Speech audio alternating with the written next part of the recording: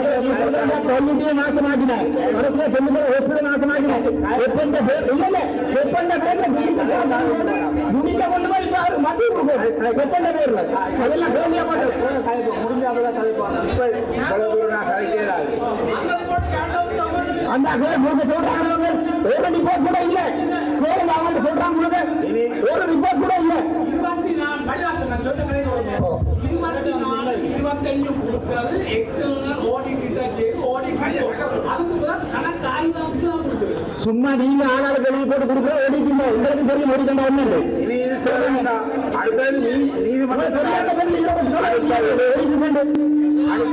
நீதிமன்றத்தை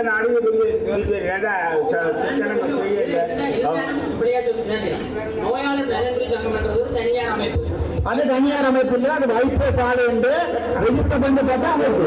தனியார் அமைப்பு இல்ல.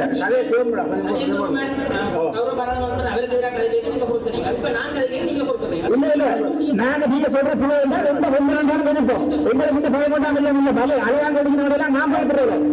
தனியார் அமைப்பு இல்ல.